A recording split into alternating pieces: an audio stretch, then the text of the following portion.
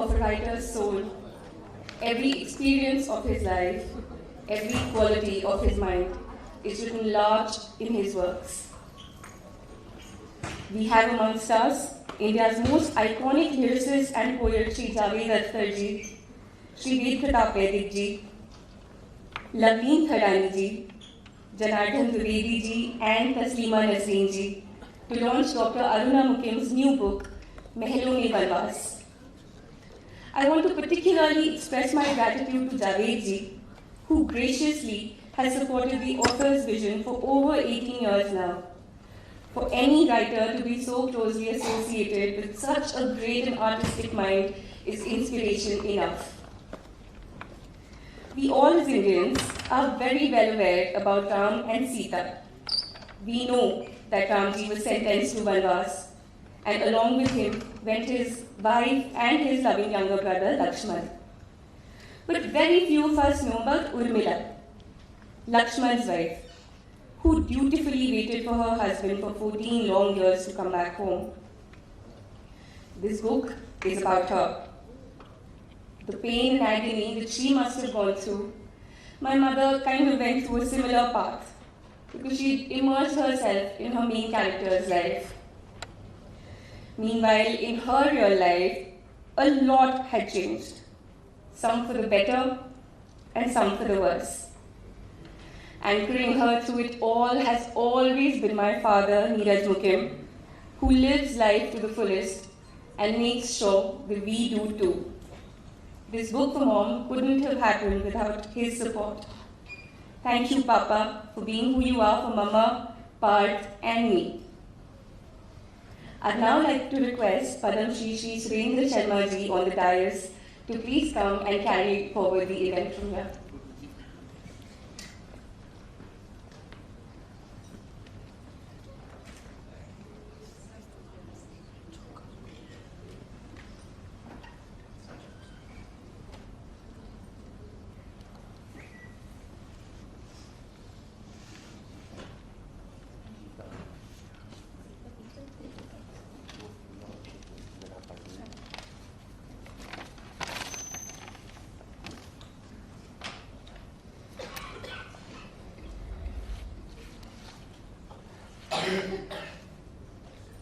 बिटिया पांखुरी ने आज अरुणा मुकीम की पुस्तक के लोकार्पण के अवसर पर हम सबका अंग्रेजी में स्वागत किया। मैं इसलिए बधाई देता हूं उसे कि ऐसा ही होना चाहिए। हिंदी का स्वागत सदा अंग्रेजी करें, ना कि अंग्रेजी का स्वागत नहीं।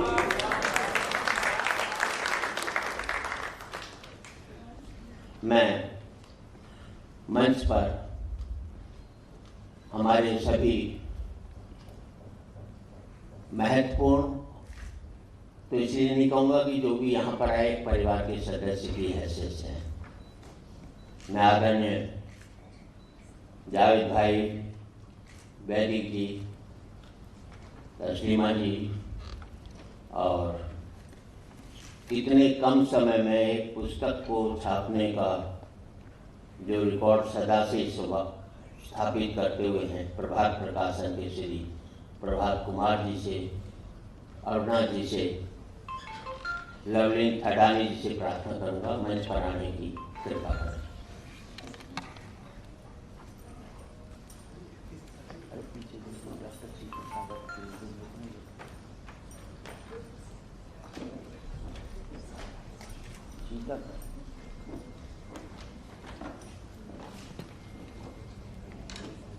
डॉक्टर सीता सागर,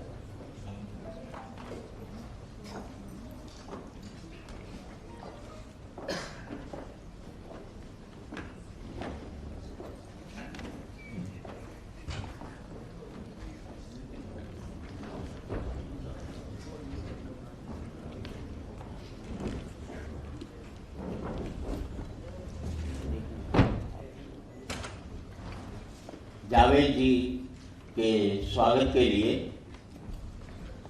भाई प्रदीप और निशा गुप्ता से प्रार्थना करूंगा।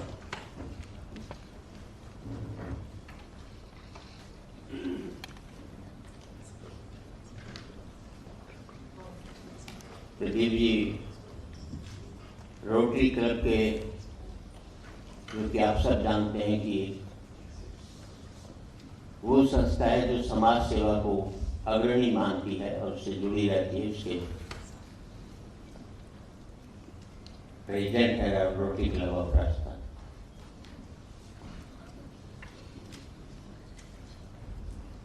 और एक दिल्ली वाले भूल गए, ताली भी बजाई जाती है।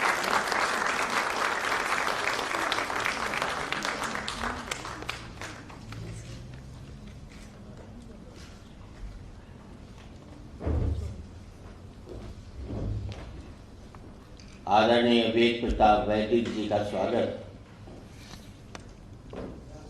श्री रविंद्र जी,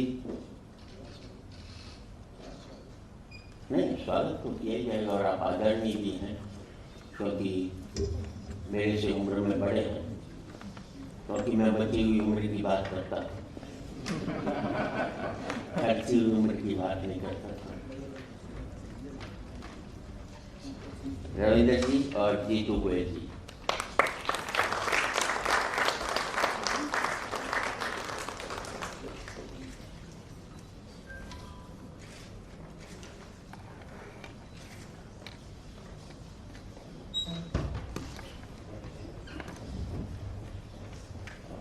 तस्लीमा जी के स्वागत के लिए मैं बिटिया पाखरी से प्रार्थना करूंगा।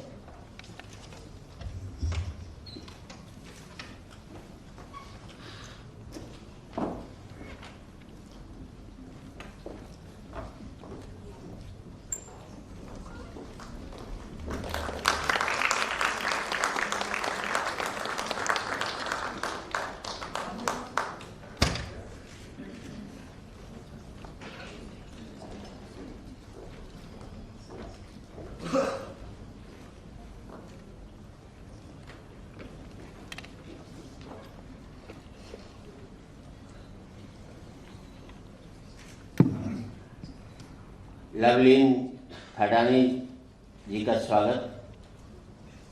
प्रीति जी,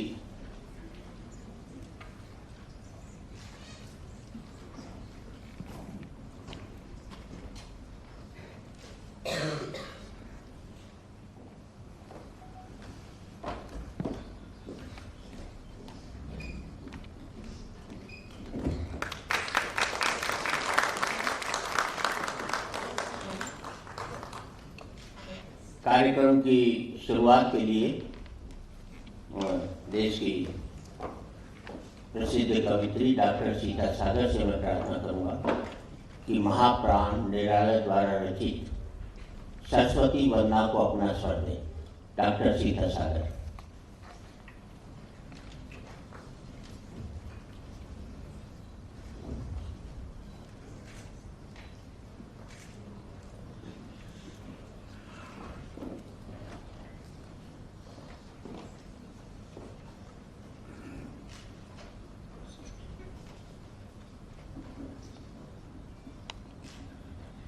माँ शारदा के श्री चरणों में श्रद्धेय सूर्यकांत त्रिपाठी निराला की सरस्वती वंदना मैं अपने स्वर के माध्यम से समर्पित कर रही हूँ। जैसे कि हमारे यहाँ की परंपरा है कि हम किसी भी कार्य की निर्विघ्न संपन्नता के लिए संबंधित इष्ट देव या संबंधित इष्ट देवी का वंदन जरूर करते हैं, तो उसी परंपरा का पालन करते हुए मैं वंदना अपने स्वर के माध्यम से समर्पित कर रही हूँ। सुनिए। वर दे वर दे वर दे वीणा वादिनी वर दे प्रिय स्वतंत्र रव अमृत मंत्र नव भारत में भर दे वर दे वर दे वर दे काट अंधूर के बंधन स्तर महाजनन ज्योतिर्मय निर्झर कलुष भेद तम हर प्रकाश भर जगमग जग कर दे, वर दे, वर दे, वर दे। नवगति नवलय ताल छंद नव नवल कंठ नव जलद मंद्र रव नव नभ के नव विहग वृंद को नव पर नव स्वर दे, वर दे, वर दे, वर दे। वीणा वादिनी वर दे, वीणा वादिनी वर दे।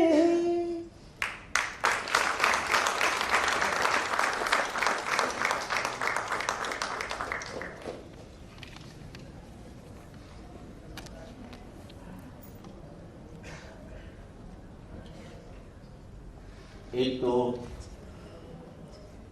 लेखक किसी भी रचना का निर्माण करता है तो उसकी रचना प्रक्रिया से वो गुजरता है।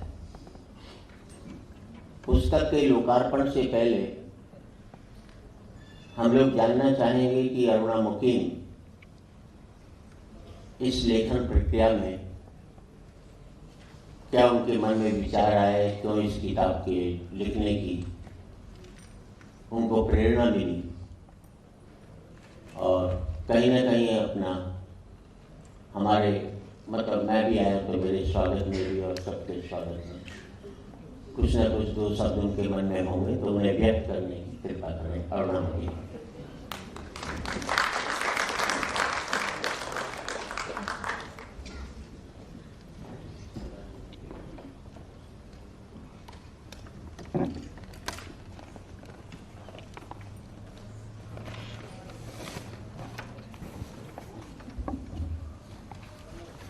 जनाब जावेद अख्तर साहब, श्री वीर प्रताप वैदिक जी, लवलीन थडानी जी, तस्लीमा नसरीन जी, सुरेंद्र शर्मा जी और दोस्तों, खामोशी से बड़ा कोई जरिया नहीं है अपने आभार को व्यक्त करने का। आभार आप सबका, जिनके आने से मैं खुद को सम्मानित महसूस कर रही हूँ। सबको राम का दुख दिखा, सीता का दुख दिखा, दशरथ का दुख दिखा, लेकिन उर्मिला का दुख स्वयं तुलसीदास को भी नहीं दिखा। मैंने उस दर्द को देखा और उसके दुख को लिखा। अब क्या लिखा और कैसा लिखा, इसका फैसला तो आप ही करेंगे। इतना ज़रूर कह सकती हूँ कि इस किताब में मैंने वही लिखा जो मैंने बहुत शिद्दत से महसूस किया। लक्ष्मण 14 वर्षों के लिए वनवास जाते हैं और जाते जाते उर्मिला से कह जाते हैं कि मैं रघुवंशी हूँ, लेकिन मैं चाहता हूँ कि जब तक मैं वापस लौट कर ना आऊँ तब तक तुम सूर्य का मुंह ना देखो। हम दोनों सूर्यवंशी हैं और हम सूर्य का मुंह एक साथ ही देखेंगे। मतलब उर्मिला के लिए महलों में वनवास की घोषणा कर दी गई। इस घोषणा से उर्मिला का सूर्य तो वैसे ही डूब गया। उसके पास विरह में जीने के अलावा कुछ बचा ही क्या था। हर धर्म में नारी को सम्मान मिलता है, उसकी पूजा की जाती है, लेकिन केवल शब्दों में, अर्थों में नहीं। क्यों नहीं उस रघुवंशी कुल की अन्य नारियों ने इस बात का विरोध किया? क्यों नहीं लक्ष्मण की तीनों माताओं ने लक्ष्मण को यह सजा देने से रोका? क्यों नहीं उर्मिला की तीनों बहनों ने उर्मिला का साथ दिया? मेरा मानना है कि नारी अगर नारी पर होने वाले अत्याचारों में रोकने में उसका साथ दे तो नारी पर होने वाले जुल्मों से तब समाज में वैसे ही आगे रह जाएंगे। यह किताब मैंने अपनी माँ और डैडी को डेडिकेट की है। पिछले साल कोई बुक रिलीज में वे दोनों यहीं सबसे आगे की सीट पर बैठे थे और आज दोनों ही मेरा साथ छोड़कर चले गए। पांखुरी, पार्थ और अभिषेक ये मेरे बच्चे जब मुस्कुराते हैं तो इनकी मुस्कुराहटों से मेरी राहें जगमगाती हैं, मुझे ज़िंदगी में आगे बढ़ने का हौसला मिलता है। नीरज के सहयोग के बिना तो मैं यहाँ हो ही नहीं सकती थी जहाँ आज मैं हूँ। इस किताब के प्रकाशक प्रभात जी का तहे दिल से शुक्रिया, जिन्होंने इतने कम वक्त में इस किताब के प्रकाशन का बीड़ा उठाया। सुरेंद्र शर्मा जी की कैसे तारीफ करूं? उनके जितना अच्छा इंसान मिलना बहुत मुश्किल है इस दौर में। रात को अपने इवेंट्स करते हैं और हर सुबह दुखी और बीमार दोस्तों और परिचितों की मदद करने के लिए निकल पड़ते हैं, और ये सब मैंने अपनी आंखों से देखा। I respect him. I feel honored to have him as a true friend in my life. वेद प्रताप वैदिक जी इतने मसरूफ इंसान हैं, फिर भी इतने कम समय में इन्होंने मेरी किताब पढ़ी, और इस किताब के लिए आज जो वो बोलेंगे मेरे लिए वही सबसे ज़्यादा सटीक विश्लेषण होगा मेरा। जनार्दन द्विवेदी जी आ गए हैं, मैं उनका स्वागत करती हूँ। सर ऊपर आइए, बैठ। मैं उत्सुक हूँ आज वेद प्रताप वैदिक जी की विवेचना सुनने के लिए। श्री जनार्दन द्विवेदी जी, आप आया जहाँ पर आपकी उपस्थिति में इस कार्यक्रम को, इस मंच को गरिमा प्रदान की, आपका आभार। लवलीन थडानी जी खुद एक बहुत संवेदनशील कवित्री हैं, उनसे दो शब्द सुनना मेरे लिए गर्व की बात है। तस्लीमा नसरीन जी एक ऐसी लेखिका हैं जिनका हर लेखक और हर लेखिका अनुसरण करना चाहेंगे। एक ऐसी औरत है जिन्हें देखकर हर नारी उन जैसा ही बनना चाहेगी। वो आज यहाँ आई, मेरा सौभाग्य। जावेद जी, क्या कहूँ अब इनके बारे में। तमाम जिस्म को आंखें बनाकर राह तको, तमाम जिस्म को आंखें बनाकर राह तको, तमाम खेल मोहब्बत में इंतज़ार का है। मैं इंतज़ार करती हूँ जावेद जी खुद अपनी ही बुक रिलीज़ का, कि कब जावेद जी आएंगे और मेरी बुक रिलीज़ करेंगे। तुम आ गए हो तो चांदनी सी बातें हो, ज़मीन पर चांद कहाँ रोज़ रोज़ उतरता है। कहते हैं रिश्ते बनाना उतना ही मुश्किल होता है, उतना ही आसान है जितना मिट्टी पर मिट्टी से मिट्टी लिखना, और निभाना उतना ही मुश्किल जितना पानी पर पानी से पानी लिखना।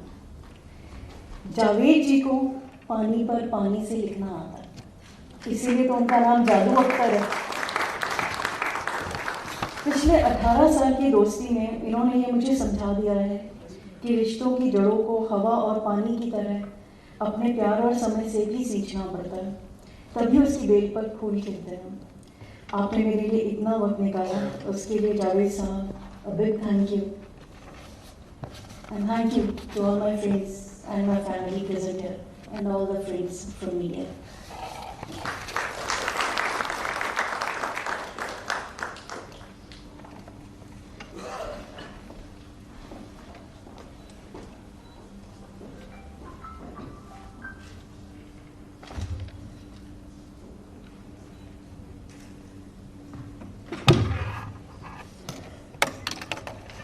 उन्होंने तो आप मेरा भी कागज ले लीजिए।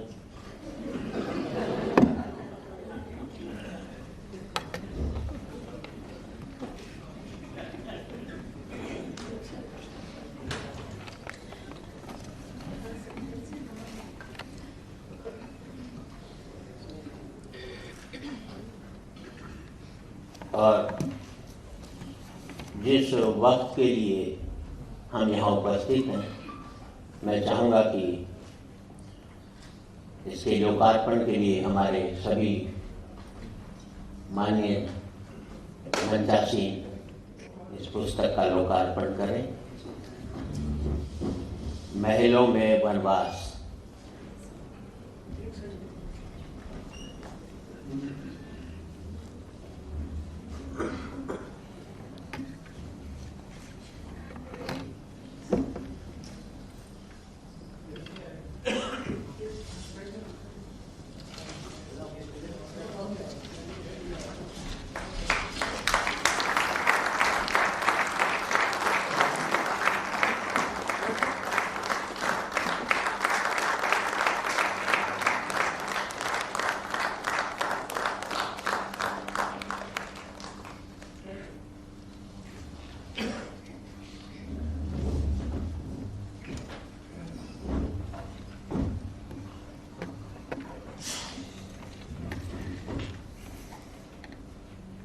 मैं ज़्यादा इसलिए नहीं कह सकता क्योंकि इन बातों का मुझे अनुभव नहीं रहा कभी, ना वनवास का ना महलों का। लेकिन सही बताता हूँ, अगर मुझे अकेले वनवास में रहना पड़ जाए तो महलों जैसा सुख होता हूँ उसमें।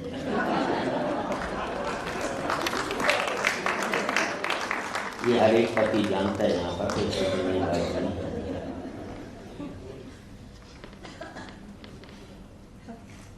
हमारे बीच डॉक्टर सीता सागर यहाँ पर उपस्थित हैं।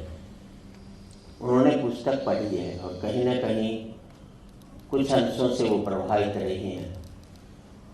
मैं चाहूँगा कि उन अंशों को जो कि उन्हें महत्वपूर्ण लगे इस किताब के अंदर, उनको कहीं ना कहीं आपके सामने प्रस्तुत करें। डॉक्टर सीता सागर।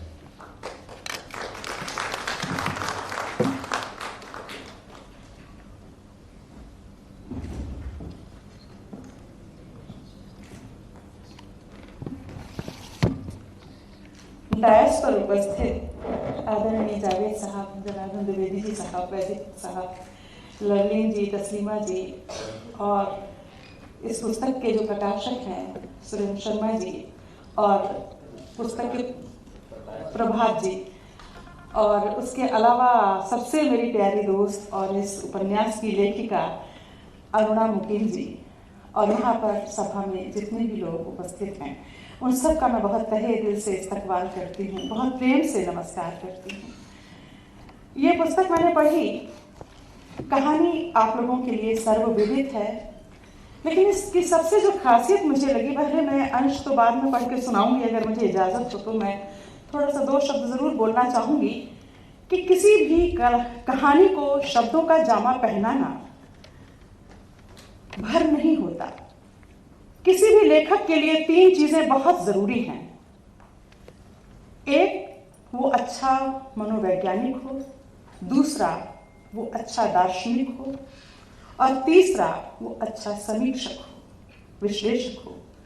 अगर इनमें से कोई भी फैक्टर मिसिंग है, अगर वो अच्छा मनोवैज्ञानिक नहीं है, तो उपन्यास में, कहानी में, नाटक में जिन पात्रों का वो गठन कर रहा है, चरित्र चित्रण कर रहा है, उनके साथ वो न्याय नहीं कर पाएगा।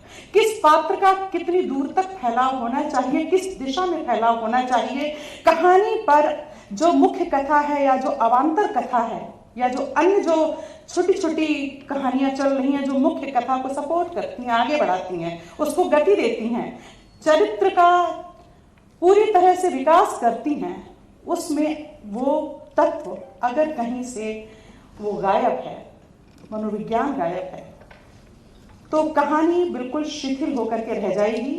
पात्र बिल्कुल ऐसा लगेगा कि जैसे वो जीवंत पात्र नहीं है। दूसरा, अगर वो दार्शनिक नहीं है, तो तत्वों की विवेचना, नीर क्षीर विवेकी जो बुद्धि है, उसका जो चिंतन मनन है, वो निकल करके आ ही नहीं सकता है। एक तत्व जो होता है यथार्थ परक, और जो होना चाहिए यानी आदर्श परक, इन दोनों के बीच में समन्वय स्थापित करना लेखक की सबसे बड़ी उसकी सामर्थ्य होती है। अगर सिर्फ यथार्थ को लेकर चलते हैं तो आदर्श गायब हो जाएगा, समाज में कोई उसका संदेश नहीं जा पाएगा। और अगर सिर्फ आदर्शवाद की बात करें तो यथार्थ गायब हो जाएगा, कहानी असलियत से दूर चली जाएगी, सिर्फ काल्पनिक लोक की यात्रा करेगी। तो उसमें ये चीजें, विश्लेषक अगर नहीं है तो चीजों को वो बारीकी से, सूक्ष्म दृष्टि से अंदर तक बैठकर, गहराई में उतरकर उनका वो विश्लेषण नहीं कर सकता है। तो किसी लेखक के लिए, किसी कवि के लिए, किसी भी कहानीकार के लिए, उपन्यासकार के लिए, नाटककार के लिए ये चीजें अनिवार्य रूप से जरूरी हैं। और मैंने जब ये उपन्यास पढ़ा तो जिस तरह से अरुणा ने उर्मिला के चरित्र को उठाया है, सीता बहुत संयमी, मृदुभाषी, अनुशासन प्रिय, प्रेम और समर्पण की जीती जागती प्रतिमा, मांडवी आमतौर से जैसी स्त्रियां होती हैं, और उर्मिला अनुशासन प्रिय है, लेकिन उसके अंदर की जो जिज्ञासा है वो उसको सिर्फ यस मैन बनाकर नहीं छोड़ती। वो किसी भी चीज की तह में उतर करके जब तक उन तथ्यों को स्वयं जांच परख नहीं लेती, तब तक वो बराबर जिज्ञासा से सवाल पूछती है, और सवालों से जब तक वो खुद पूरी तरह से मुतमईन नहीं हो जाती, कन्विंस नहीं हो जाती, तब तक वो आंख मूंद कर मान लेने की आदी नहीं है। और इसलिए मैं कहूंगी कि ये उपन्यास में जो उर्मिला चरित्र है वो आज की औरत के ज्यादा करीब है। आज महिला सशक्तिकरण के युग में कोई भी पढ़ी लिखी औरत, अनपढ़ भी, अपनी जिज्ञासाओं को ऐसे ही नहीं जाने देती, सवाल करती है, ये उसका अधिकार है। और यहां से वो जमीन शुरू होती है एक औरत की मजबूती की। एक प्रसंग आता है कि जब लक्ष्मण अपने बड़े भाई के सबसे बड़े भ्रातृ प्रेम में बिल्कुल भीतर तक डूबे हुए हैं और सेवक हैं, तो उर्मिला कहती है कि मेरे पति बहुत अच्छे, उनमें सेवकाओं के लक्षण हैं, लेकिन अच्छे पति के लक्षण नहीं है। और जब अच्छे पति के लक्षण नहीं है तो प्रेम तो बहुत आगे की चीज है। प्रेमी बनना हर किसी पुरुष को नसीब नहीं होता। 2-4 मिनट इधर उधर दिल लगा लेना प्रेमी नहीं हो जाता। और ऐसी स्थिति में जो उर्मिला का वहां से जो चरित्र शुरू होता है कि जब वो लक्ष्मण से कहती है कि क्या मेरा अधिकार है, कि क्या मैं आपसे पूछ सकती हूँ कि ये आपने निर्णय कैसे लिया है बन जाने का। कहते हैं तुम्हें इसमें अपनी स्वीकृति देनी पड़ेगी। तो वो कहती है कि मुझसे बिना पूछे मैं अपने भ्रातृ प्रेम के लिए जा रहा हूं, उनकी सेवा करने के लिए जा रहा हूं। तो वो कहती ठीक है, फिर मैं भी साथ चलती हूँ। आखिर को सीता भी तो साथ में जा रही है। जब सीता जिद करके अपने पति के साथ में जा सकती है तो मैं क्यों नहीं जा सकती। लेकिन यहाँ पर हम औरतों का, त्रेता युग रहा हो, कोई भी युग रहा हो, सबसे कमजोर जो हमारी कड़ी है वो हमारा प्रेम, हमारा समर्पण है। और उसी के सामने हर औरत हार जाती है। और फिर वही बात घटित होती है इस उपन्यास में भी कि लक्ष्मण प्रेम के अंतरंग क्षणों में उर्मिला को कैद करते हैं। और उर्मिला का जितना भी रोष है, आक्रोश है, बगावत है, चिंतन है, जिज्ञासा है, या एक पति के विरुद्ध एक अंदर उसके जो एक नकारात्मकता पल रही है, वो बह जाती है।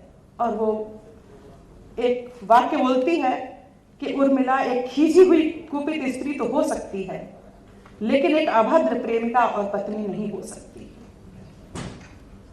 यानी कि अगर कोई पत्नी अगर जायज सवाल उठाए तो वो क्या अभद्र हो जाती है?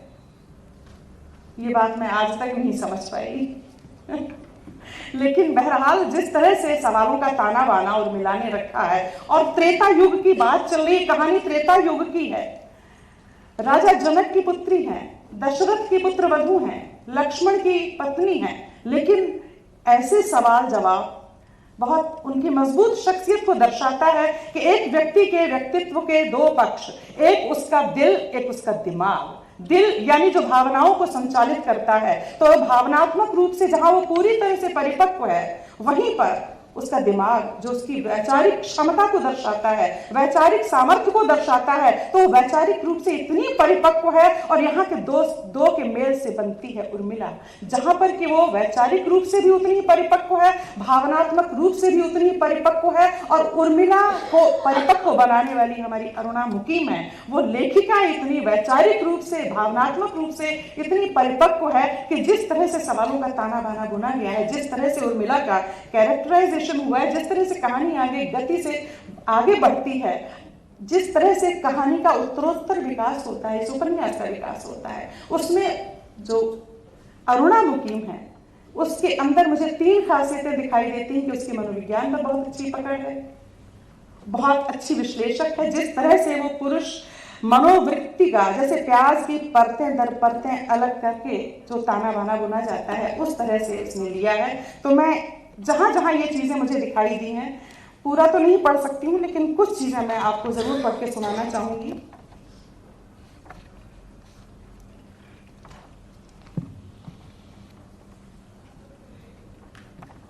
एक जब लक्ष्मण के साथ वार्तालाप हो रहा है, तब उर्मिला और लक्ष्मण के बीच में क्या वार्तालाप होता है।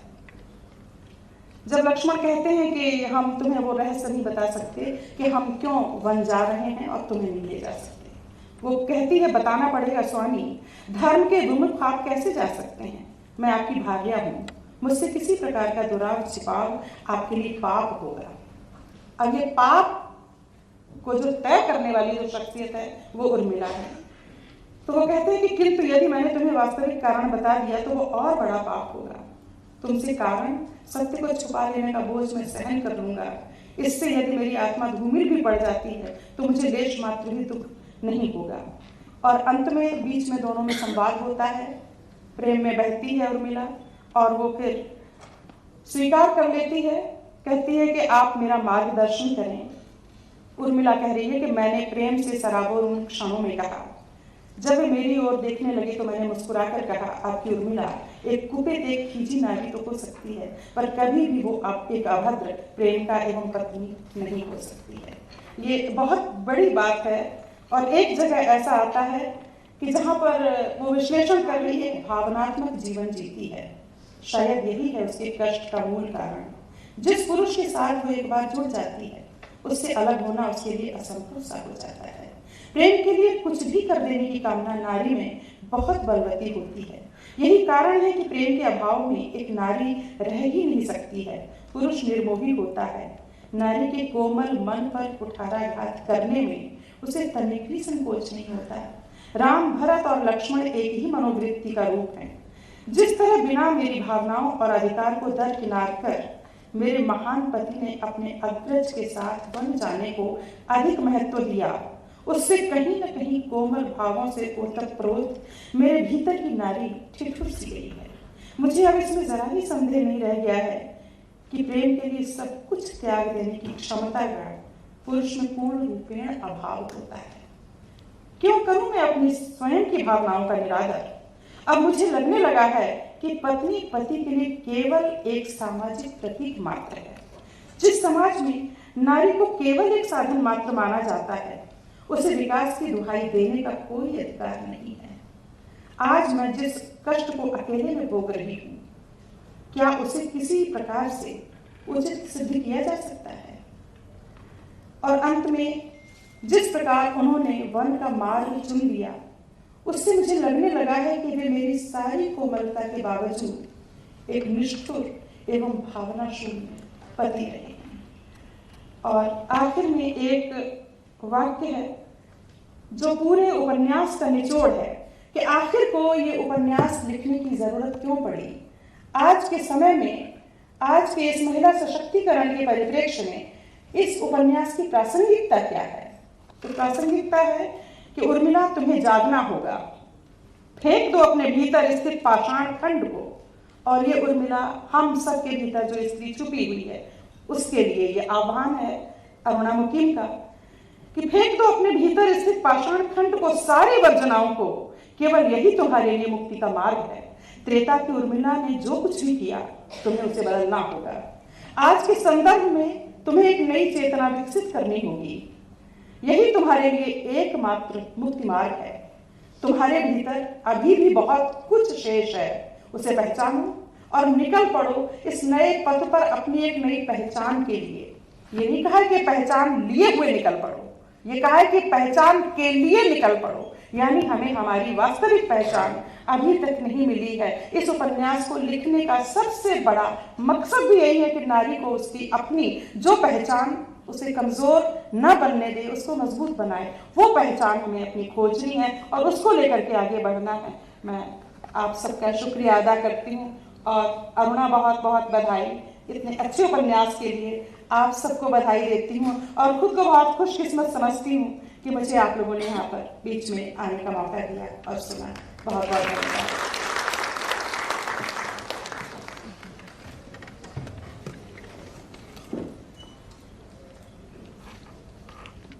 एक अच्छी विवेचना के लिए मैं चाहूँगा कि भरपूर हम स्वागत करें डॉक्टर।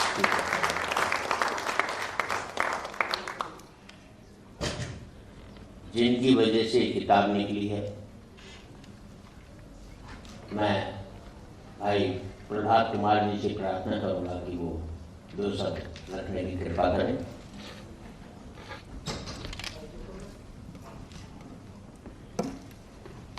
धन्यवाद भाई साहब। मंच पर उपस्थित आदरणीय जावेद अख्तर जी, आदरणीय जनार्दन द्विवेदी जी, आदरणीय डॉक्टर वैदिक जी, तस्लीमा जी, नवनीत जी, आज के उत्सव के केंद्र बिंदु लेखिका श्रीमती अरुणा मुखीम जी और आदरणीय सुरेश शर्मा जी और उपस्थित महानुभावों, विद्वजनों, सचमुच प्रभात प्रकाशन का ये सौभाग्य है कि आज आप सब मूर्धन्य लोगों के बीच में इस पुस्तक का लोकार्पण हो रहा है। प्रभात प्रकाशन का सदैव यह प्रयास रहता है कि वो एक विमर्श उत्पन्न करने वाली, समाज को दिशा देने वाली, मानवीय सरोकारों को बल देने वाली पुस्तकों का प्रकाशन करे। आज की पुस्तक महलों में वनवास उसी परंपरा की एक कड़ी है, क्योंकि ये नारी सशक्तिकरण, नारी अस्मिता का गौरव घोष करने वाली कृति है। मैं इसके लिए लेखक को बधाई देता हूँ। पुस्तकें तो हमने लगभग 5000 से अधिक प्रकाशित की हैं और एक ध्येय वाक्य लेकर हम लोग प्रकाशन करते हैं कि कम से कम राष्ट्रभाव जागृत हो, समाज में समरसता उत्पन्न हो। ये हमारे प्रकाशन का मूलाधार है। पर महलों में वनवास कृति इस रूप में महत्वपूर्ण है क्योंकि जो आज समाज में हम स्थिति देख रहे हैं कि नारी का अपमान हो रहा है, जगह जगह अनर्गल बातें सुनने में आती हैं, तो हमको समाज को चेताना होगा, जागृत करना होगा कि इस कुत्सित मानसिकता से हम लोग बाहर आएँ और नारी का सम्मान केवल शब्दों में नहीं, सही मायने में करें और उसको जिसे कहते हैं सही मायने में हम लोग उसका सशक्तिकरण कर पाएंगे। तभी इस प्रकार की पुस्तकों का लेखन और प्रकाशन सफल होगा।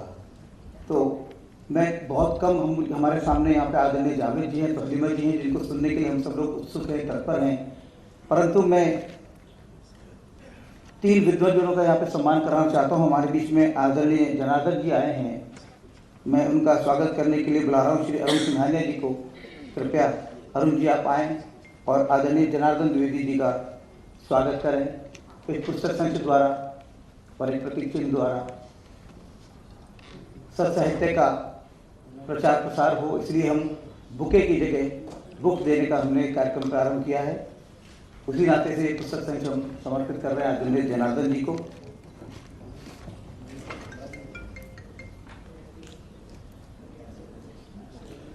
जनार्दन जी, आपका हार्दिक स्वागत है।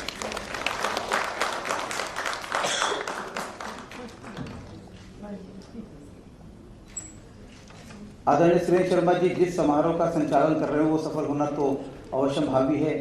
मैं उनके स्वागत के लिए श्री सुरेश भसीन जी को आमंत्रित करता हूं। सुरेश जी कृपया आएं, सुरेश शर्मा जी का स्वागत करें।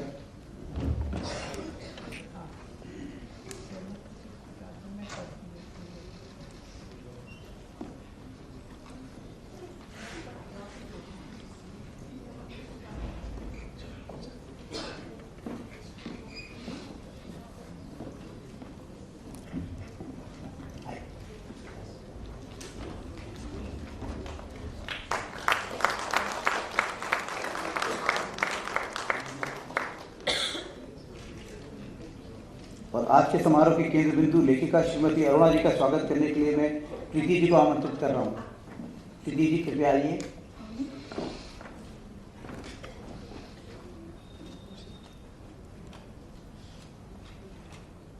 और अरुणा जी का स्वागत करें, जिन्होंने ये एक विचार प्रधान पुस्तक लिखी है। कहने को तो उपन्यास है परंतु ये मानवीय संवेदना का एक दस्तावेज है।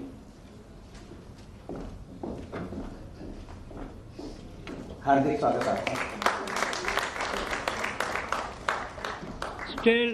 तो आप सबका हार्दिक स्वागत और आभार। बहुत बहुत धन्यवाद।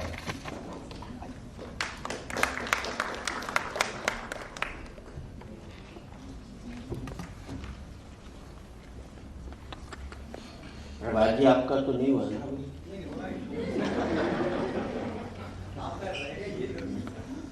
मैं कर देता हूँ आपका स्वागत। मैं आपका स्वागत करता हूँ और क्योंकि किताबें तो आपकी हैं तो इसमें क्या देनी है आपको। मैं अरुणा जी से प्रार्थना करूँगा कि वो प्रिय प्रभात कुमार जी का स्वागत करें। वो अपने आइटम को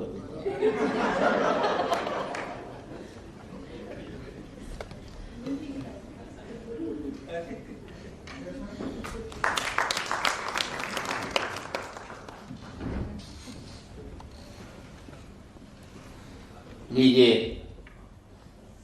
अब इस क्रम में मैं आमंत्रण देना चाहता हूँ मंच पर उपस्थित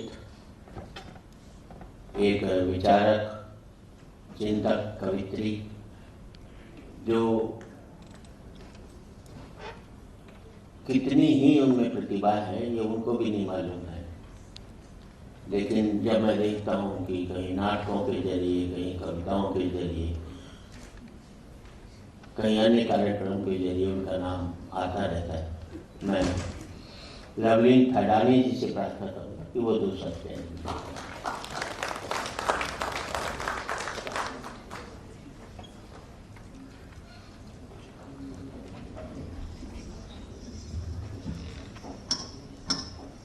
अगर आपको इतनी ताली बजानी तो आगे से नहीं बजाए।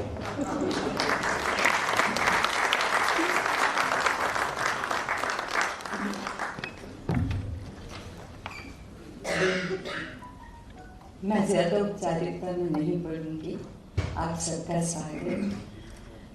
डॉक्टर वेद प्रताप वैदिक मेरे बड़े भाई, सुरेंद्र शर्मा जी भी मेरे बड़े भाई जैसे हैं, हमेशा बहुत स्नेह देते हैं। सीता यहाँ है, मेरी बहुत अच्छी दोस्त। जावेद अख्तर साहब, जिनकी मैं बहुत बड़ी फ़ैन हूँ, द्विवेदी जी, तस्लीमा जी, और हमारी लेखिका अरुणा जी।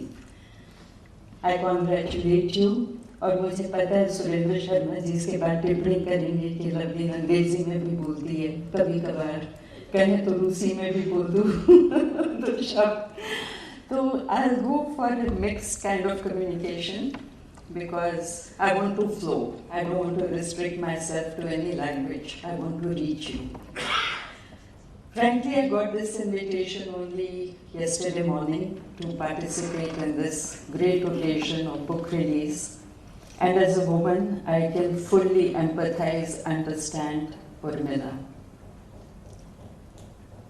So I will make my beginning with not a very long, medium-sized poem that speaks of a woman's suffering,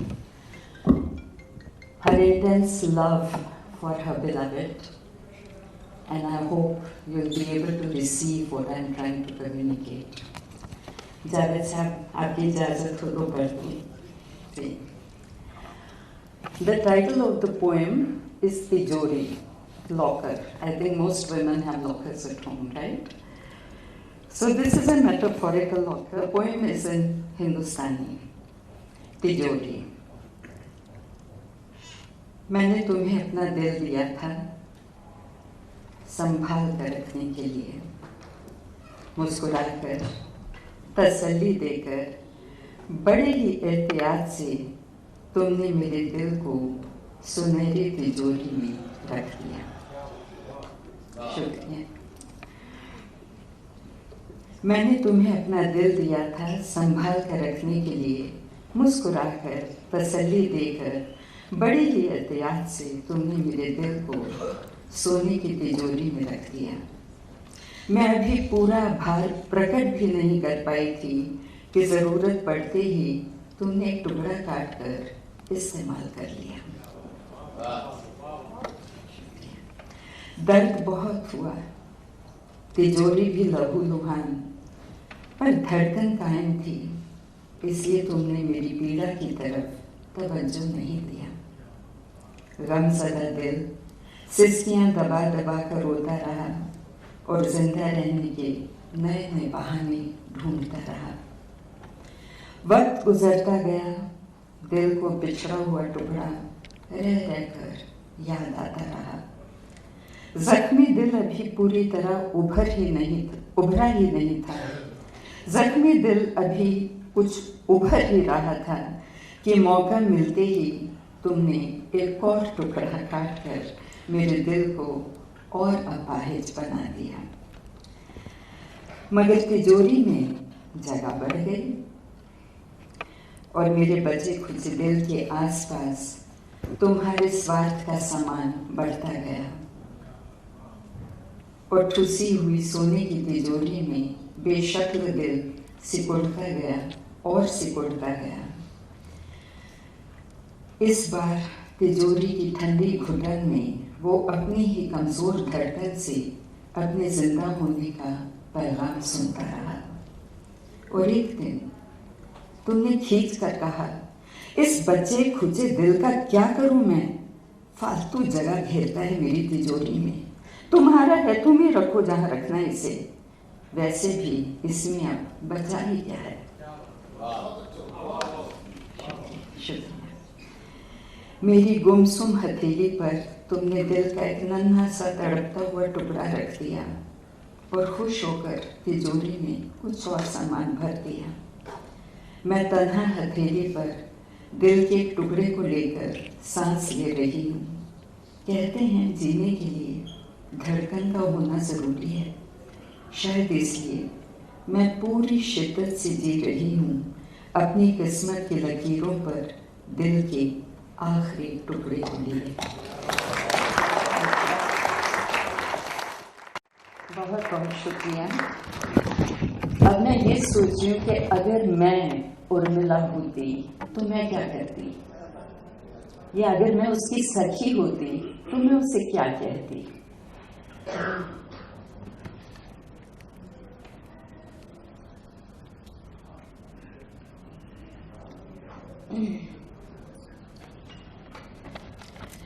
Had I been Urmila, I would have clung to my beloved and gone along with him, जो आपकी book में भी है। हर युग में औरत अपना अधिकार मानना भूल ही जाती है। मैं मर्दों को ज्यादा कसूरवार इसलिए नहीं ठहराऊंगी कि गलती हम औरतों की भी है।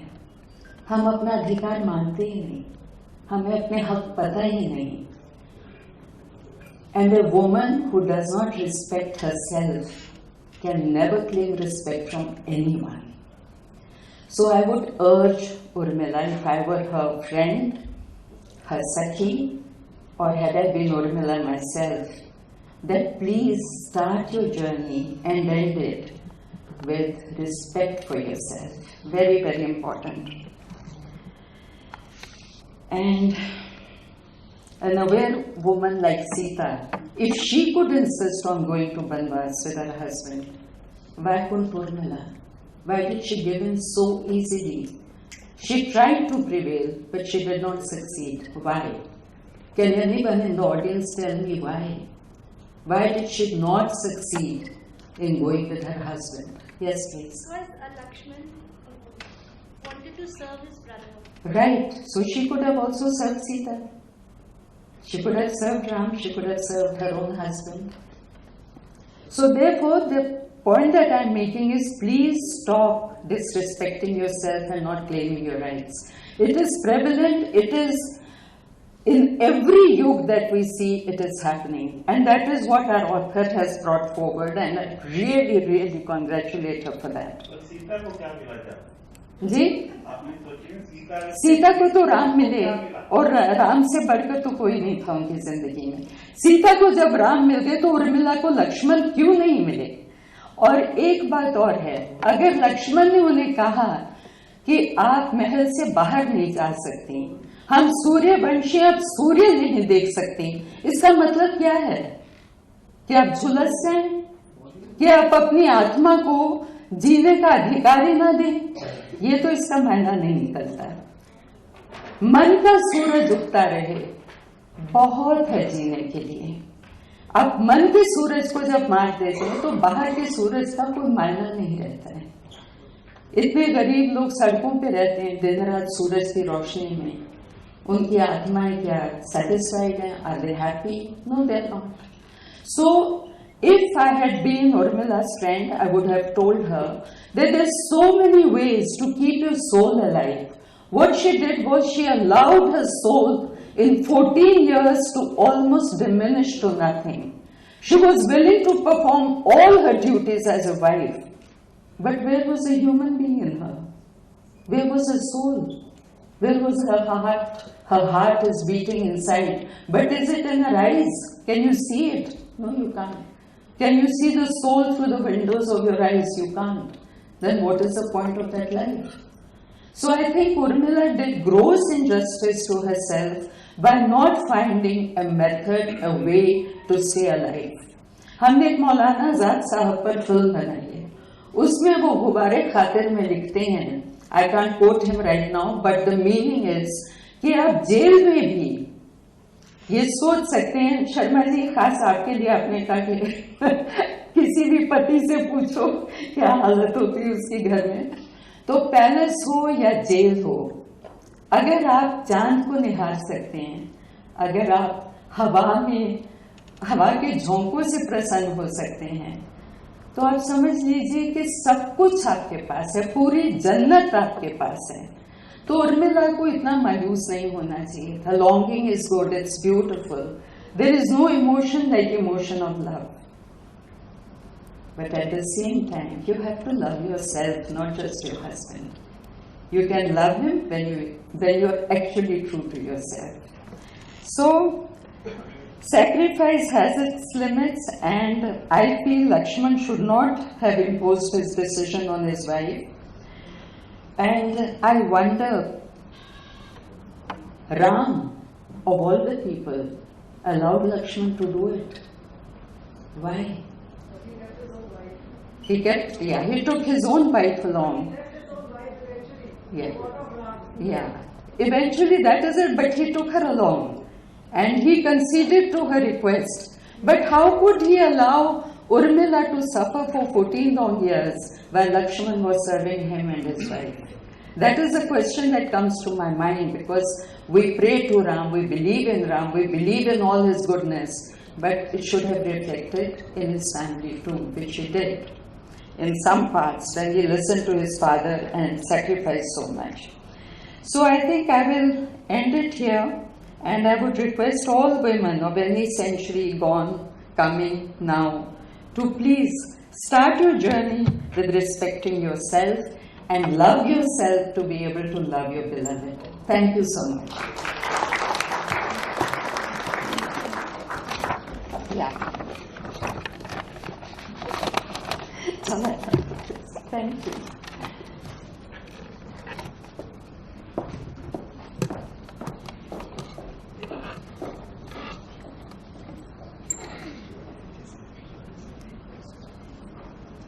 अब मैं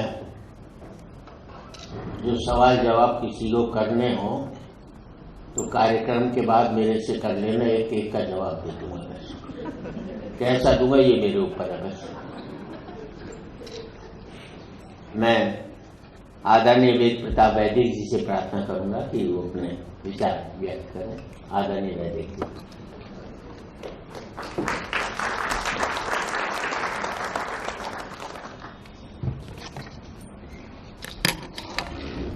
आदरणीय श्री जावेद अख्तर जी, मेरे भाई जनार्दन जी, तस्लीमा नसरीन जी, लवलीन जी, अरुणा जी, प्रभा जी, और सबसे बड़े हमारे सुरेंद्र भाई शर्मा, आप देवियों और सज्जनों, ये बड़ी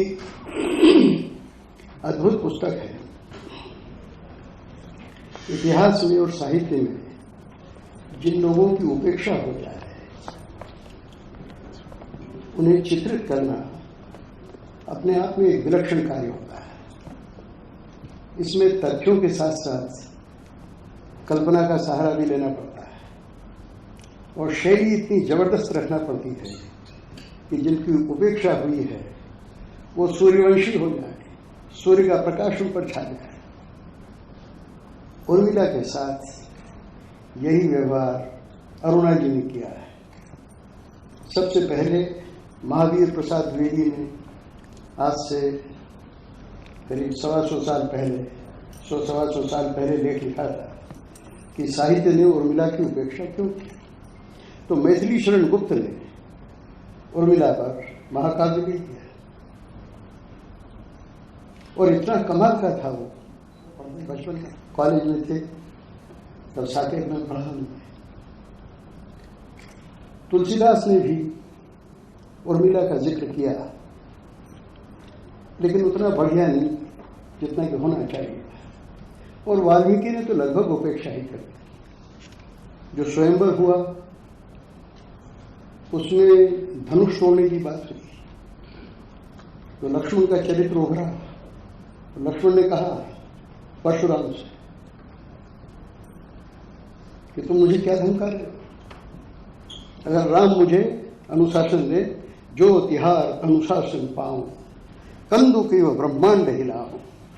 जो तुम्हारा अनुशासन मिल जाए मुझे, तो गेंद की तरह ब्रह्मांड को हिला दूं मैं। ये धनुष क्या चीज है? इसको तो यूं ही तोड़ दूंगा मैं। और चारों बहनों की, यानी उर्मिला,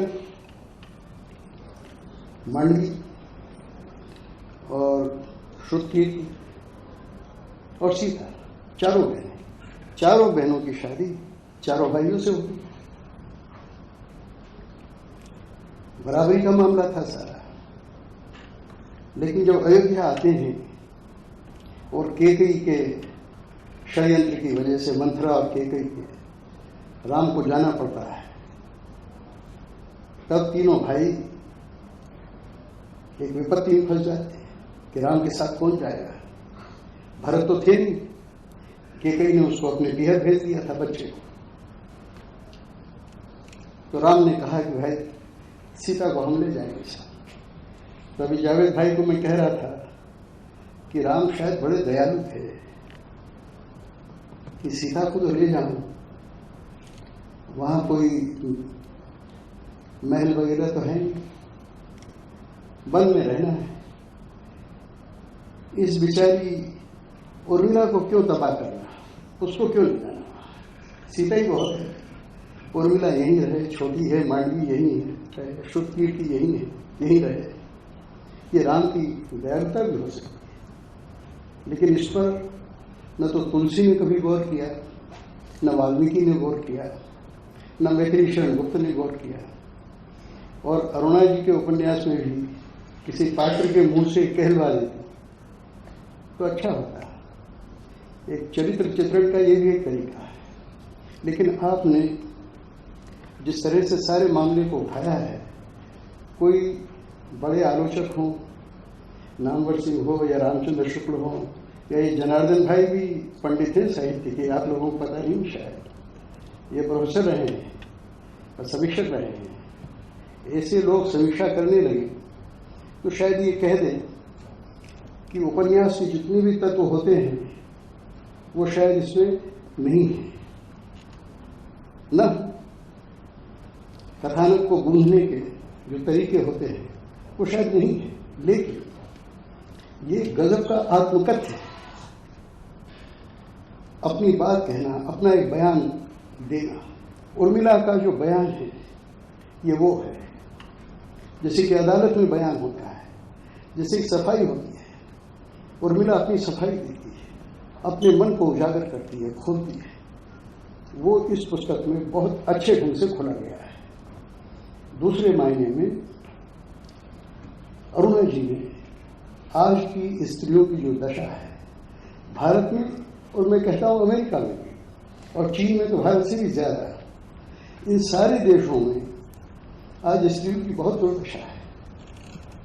उस दुर्दशा को बहुत सभ्य भाषा में, शिष्ट भाषा में अरुणा जी ने उत्कीर्ण किया है। इसमें सब बहुत अच्छे ढंग से चित्रित कर दिया है। अब नारी के बारे में हम कह देते हैं यस्य नार्यस्तु पूज्यन्ते रमन्ते तत्र देवताः। क्या हाल है नारी का भारत में? हम देख रहे हैं अभी 3 तलाक का कानून लाया गया है उसमें कुछ कमियां दूर कर लेंगे, लेकिन देखिए कैसे मुल्ला मौलवी पीछे पड़े, विरोध कर रहे हैं उसका। और सिर्फ ये इस्लाम में, कुरान शरीफ में तो क्या गजब की बात कही कि माँ के चरणों में स्वर्ग है, बेहिश्त कहाँ है? माँ के चरणों में। और 3 तलाक का विरोध करना चाहिए, उसके समर्थन में लोग जुटे। आप कहते हैं यत्र नार्यस्तु पूज्यन्ते रमन्ते तत्र देवता, वहां उर्मिला जैसी दुर्दशा हो। कितनी स्त्रियों को रोज मारा जा रहा है, कितना बलात्कार किया जा रहा है। और बाइबल में आप देखें कि ईसा मसीह का सबसे ज्यादा साथ किसने दिया?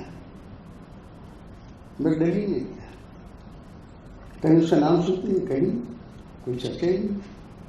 बल्कि सेंट एगस्टाइन खुलेआम बोलते थे पोप के जमाने में, पोप के सामने, कि नारी नरक का द्वार है। कौन बदलेगा इसको?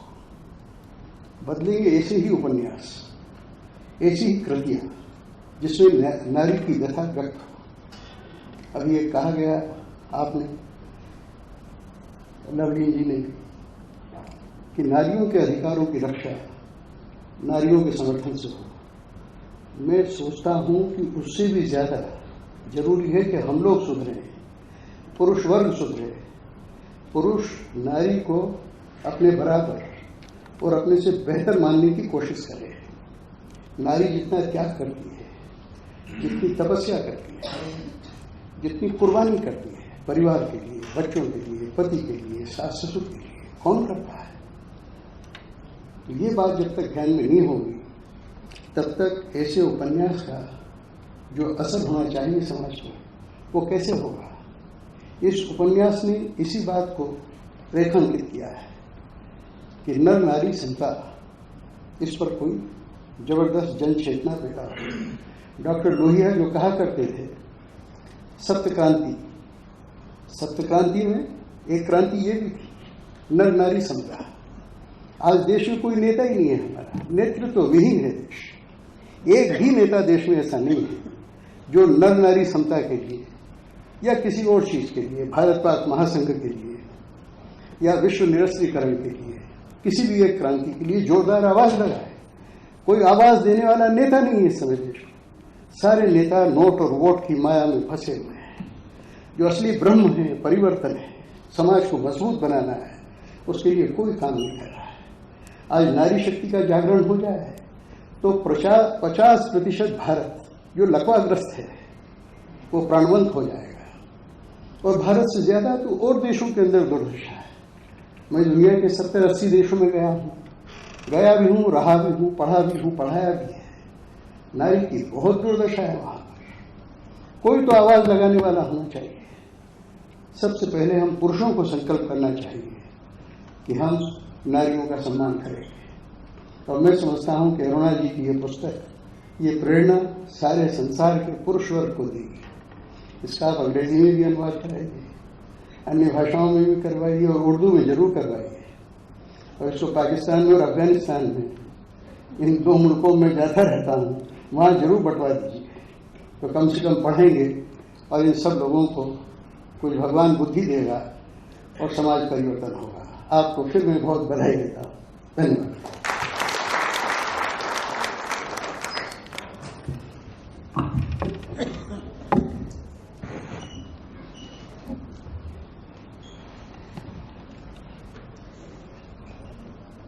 अब मैं आदरणीय जनार्दन द्विवेदी जी को बुला रहा हूं, जिन्होंने कांग्रेस में त्याग पत्र की भावना को जन्म दिया।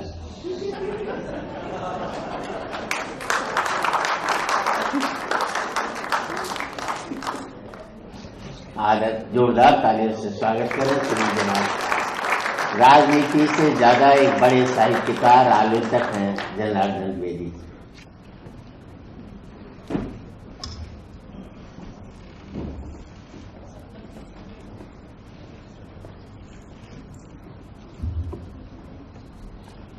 हमारे थोड़ा वॉल्यूम बहुत ही अपने भाई जावेद अख्तर जी, तस्लीमा जी, डॉक्टर वेद प्रताप वैदिक जी, अरुणा जी, लवलीन जी, प्रभात जी और सूत्रधार और कर्ता धर्ता सुरेंद्र जी, जो हर कथा में 10 कथाएं जोड़ देते हैं।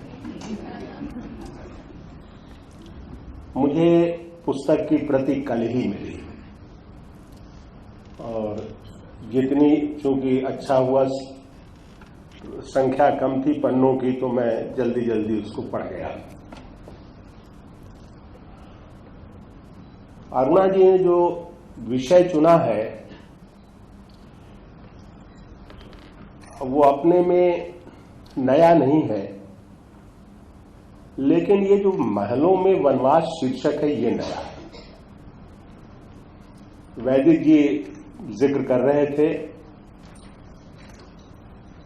वाल्मीकि रामायण, महाभारत, पुराणों में और दूसरे काव्य ग्रंथों में उर्मिला का पात्र के रूप में उल्लेख है, लेकिन उल्लेख भर है, क्योंकि राम कथा इतनी प्रबल और प्रभावशाली हो जाती है कि कुछ पात्र उसमें खो जाते हैं। इसके बाद आधुनिक काल में सबसे पहले रविन्द्रनाथ ठाकुर ने इसका उल्लेख किया था। उन्होंने कहा था कि हमारे साहित्य और संस्कृति में बहुत सारे उपेक्षित पात्र हैं और उसमें से अनेक महिलाएं हैं जिनकी तरफ ध्यान नहीं दिया गया।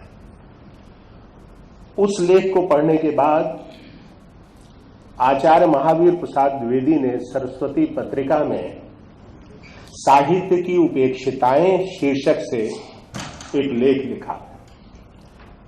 उससे प्रभावित होकर के, असल में उर्मिला उत्ताप नाम का ग्रंथ उपलब्ध नहीं है, आरंभ किया था मेहदी शरण गुप्त जी ने उर्मिला उत्ताप नाम से, लेकिन जब वो लिखने लगे तो वो रामकथा बन गई और उसका नाम साकेत हो गया, और वो साकेत नाम से बड़ा ग्रंथ प्रकाशित हुआ और उसमें उन्होंने अपनी सफाई भी दी है। शुरू में 2 पंक्तियां लिखी थी, राम तुम्हारा चरित स्वयं ही काव्य है, कोई कवि बन जाए सहज संभाव्य है। मैं कवि बनने तो चला था उर्मिला के नाम पर, लेकिन तुम्हारा चरित्र ऐसा आ गया कि तुम ही छा गए उसमें और मैं दूसरी तरह का कवि बन गया। मैं अपनी भाषा में उसका अर्थ समझा रहा हूं। उनका आस्था के रूप में कहा था, मैं तर्क के रूप में कह रहा हूं।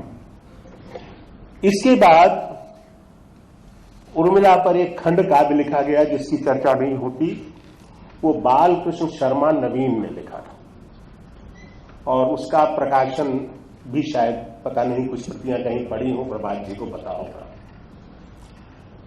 अब इस विषय को अरुणा जी ने फिर उठाया है।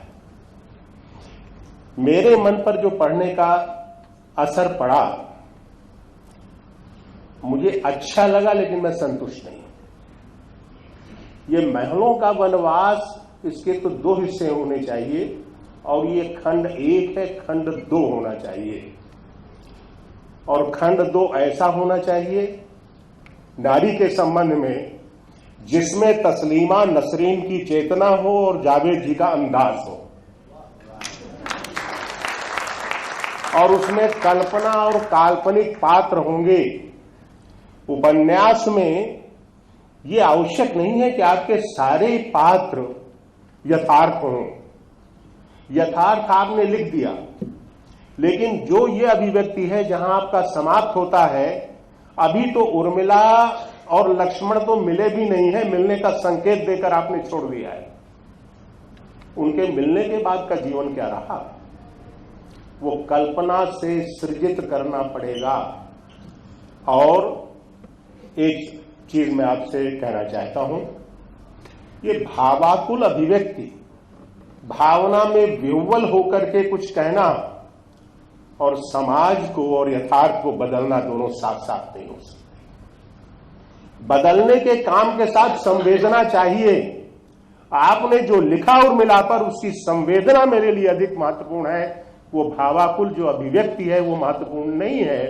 अब वो जब स्वामी और प्रिय वाला संवाद नहीं चलेगा, चल चुका था समय। हालांकि मैं बहुत तर्क पर जाऊं, कैकेयी ने कुतर्क किया था, स्वार्थ किया था, जैसा परिवारों में आजकल ऐसा होता है।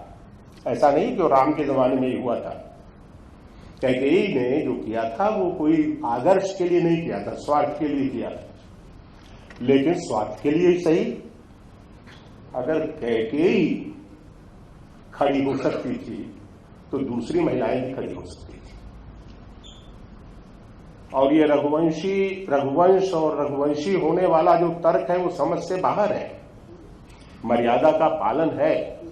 अरे सूर्यवंशी होने वाला, अरे रघुवंशी भी थे, सूर्यवंशी भी थे, करेला दूसरे दिन चढ़ा, तो कोई ऐसा नहीं है। तो आपने थोड़ा और कर दिया। सूर्यवंशी शब्द, ये जो कुल और उसका जो आप जानते हैं, यथार्थ की दुनिया में बदल गया है समय।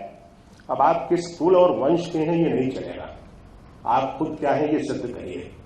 और मैं इससे सहमत हूं। मैं जो इसका अगर कभी उनके मन में आए कल्पना से भाग 2 लिखने का, तो मैं उसके लिए खाली संकेत दे रहा हूं। तो जो उन्होंने लिखा उसकी अभिव्यक्ति बहुत अच्छी है।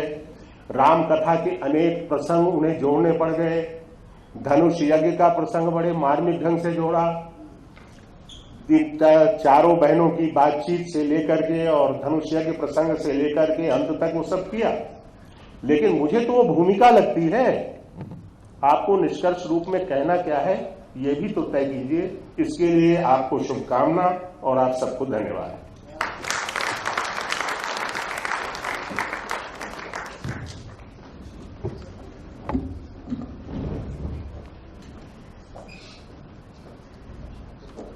अब मैं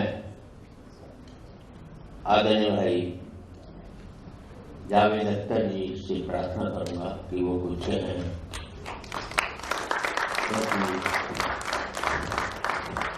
इस युग में एक आदि रचनाकार ऐसे हैं जिनके बारे में कहा जा सकता है कि सारी उम्र बिता सकता हूं खामोशी की गलियों में, मेरी जीभ काटने बह रही ये मुझको मंजूर नहीं।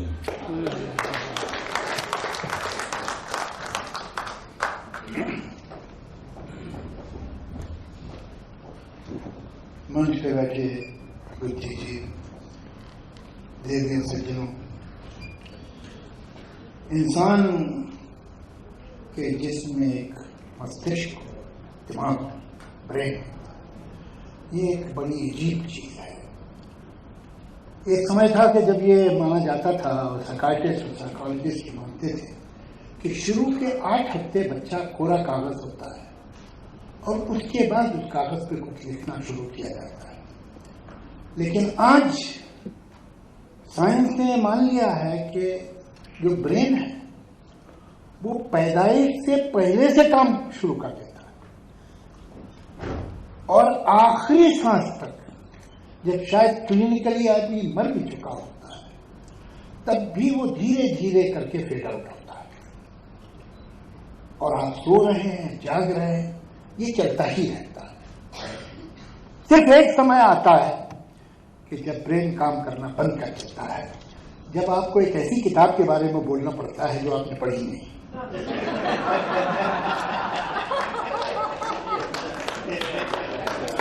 तो इस समय आप समझ सकते हैं कि क्या है। लेकिन जो कुछ सुना उससे कुछ बातें ध्यान में आई, आपको याद करता हूं। पहले तो ये अच्छी बात है और बहुत ही इज्जत की बात है। इस बात का हमको ये कितनी कीमती है कि हम अपनी परंपरा से, हम अपने इतिहास से, अपने संस्कार से कहीं जूझते भी हैं, कहीं मानते भी हैं। देखिए, मैं कभी कभी देखता हूं बच्चे एक छोटा सा कंकर लेते हैं और डोरी में बांधते हैं और फिर उसे घुमाना शुरू करते हैं अपने सर के ऊपर। जैसे जैसे डोरी छोड़ते हैं दायरा बड़ा होता जाता है। ये पत्थर रिवोल्ट है, ये दूर जाना चाहता है। ये डोरी परंपरा है, ये उसे रोके हुए। अगर आप पत्थर निकाल देंगे तो ये डोरी भी इतनी दूर नहीं जा सकती। अगर डोरी तोड़ देंगे तो पत्थर जल जाएगा। ये तनाव जो है आज और कल में, आज की सोच, कल की परंपरा, यही हमारे दायरे को बड़ा करता जाएगा। अगर हम अपनी परंपरा से कट गए तो वो पत्थर होंगे जो गिर जाएगा। अगर हमने रिवोल्ट बंद कर दी, सवाल करना बंद कर दिया, तो डोरी भी इतनी दूर नहीं जाएगी, परंपरा बेजान हो जाएगी। ठहरी नहीं है जिंदगी, जिंदगी बदलती रहती है, बदल रही। और जिसे कोई उसे रोकना चाहे, इतिहास का जो पहिया हो चल रहा, उसमें आप हाथ डालेंगे टूट जाएगा हाथ, पहिया तो नहीं रोकेगा। मैं तो ऐसा देखता हूं कि जैसे एक रोमन सिविलाइजेशन थी, एक इजिप्शियन सिविलाइजेशन थी, एक मिंग सिविलाइजेशन थी, उसी तरह एक और भी सिविलाइजेशन है जो पुरुष की सिविलाइजेशन 6-7 हजार साल पुरानी है। ये जिस तरह से धीरे धीरे क्या खत्म हुई, अब ये सिविलाइजेशन भी खत्म हो गई और एक दूसरी सिविलाइजेशन उभरेगी जो नारी की सिविलाइजेशन। मैं इसलिए नहीं कह रहा हूं कि ये न्याय की बात है, यही अच्छी बात है, पोएटिक जस्टिस की है, ये बड़ा लॉजिकल है जो हो रहा है और जो कोई रोक नहीं सकता। और लॉजिकल इसलिए है कि दो बातें हैं जिनका आप यूं देखिए तो कोई संबंध नहीं है आपस में, लेकिन ये कहीं मिल रही हैं जाके। एक, कोई भी देश हो, कोई भी सभ्यता हो, कोई भी संस्कृति हो, उसमें आप देखेंगे कि औरत को बहुत छोटा सा इलाका दिया गया, उसका जो कैनवस था वो बहुत छोटा कर दिया गया, उसे एक तरह से प्रिजन में रखा गया। जब आपके पास देखने को कम होता है तो आप कम में ज्यादा देखना सीख लेते हैं। दूसरी तरफ एक और रियलिटी है कि टेक्नोलॉजी धीरे धीरे बढ़ रही है। होता क्या है, हम कोई भी काम शुरू करें, हम एक आर्टिकल लिख रहे हैं, कविता लिख रहे हैं, एक बिल्डिंग बना रहे हैं, कोई पकवान पका रहे हैं, कोई कपड़ा सी रहे हैं, कोई भी काम करें, जब हम शुरू करते हैं तो उसमें बोल्ड स्ट्रोक्स होते हैं और जैसे जैसे कंप्लीशन की तरफ चीज जाती है उसमें डिटेलिंग और नुआंसेस आना शुरू होते हैं, बारीकियां आना शुरू होती हैं। आप शीशे पहले दिन तो नहीं लगाने लगते जब बिल्डिंग बना रहे हैं, पहले पिलर्स होते हैं, स्लैब्स होते हैं, फिर धीरे धीरे वॉल बनती है, फिर वॉल्स को पेंट किया जाता है, फिर उस पर बारीकियां धीरे धीरे आती है। टेक्नोलॉजी जो है वो हमें अब नुआंसेस और बारीकियों तक ले गई है। आज आप वॉल जो है फेदर टच बोन से, बटन से कर सकते हैं। तो वो जो शुरू में जिस ब्राउन की जरूरत थी, जिस एग्रेसिव एटीट्यूड की मर्द की जरूरत थी, उसे उसकी भी जरूरत थी, वो वक्त जा चुका है।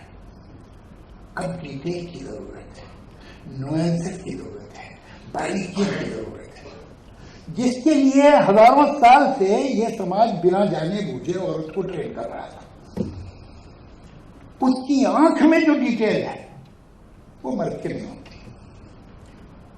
ये इत्तेफाक नहीं कि हॉलीवुड में कॉन्टिन्यूटी गर्ल रखी जाती, जो कॉन्टिन्यूटी है उसे जितनी सही याद होगी और जितनी देख सकेगी वो एक मर्द की आंख नहीं देख पाती। ये दो रियलिटीज मिल रही हैं, ये अब इसकी दुनिया बनती जा रही है और यही होगा, इसे कोई रोक नहीं सकता, पॉसिबल नहीं। अब देखिए, हम जाते हैं चाहे कॉर्पोरेट ऑफिस हों, चाहे हमारे गवर्नमेंट के ऑफिस हों, उनमें आप देखते हैं कि क्या परसेंटेज है महिलाओं की। और सिर्फ परसेंटेज नहीं है, आप ये देखिए कि वो चल कैसे रही हैं, वो काम कैसे कर रही हैं, उनके अंदर एक एनर्जी है, एक जोश है, एक खुशी है ये ताकत हासिल करने की। उसके मुकाबले में मुझे मर्द थके हुए लोग लगते हैं, टायर्ड है, बोर्ड है, कहीं धल है। आप रिजल्ट देखिए, क्या वजह है कि एक स्टेज तक जो हायर मार्क्स हैं, जो टॉप कर रही है लड़कियां, और उसके बाद अगर आपको नहीं मिलती तो कहीं गड़बड़ की जा रही है उनके साथ। लेकिन ये ऐसा है कि सुनामी है, वो आ गई, तो आप कितनी दीवारें बना लें, वो रुकनी नहीं, वो तोड़ दी। ये आज हम देखते हैं सेकंड रन पे, थर्ड रन पे। आज हमें हैरत नहीं होती है अगर मैं मालूम हो कि इस कंपनी की सीईओ एक औरत है। पहले तो बहुत शॉकिंग बात होती थी, आज के 15 साल 20 साल पहले, अब नहीं है। गवर्निंग अभी भी कम है, वो भी कितनी देर तक रहेंगे।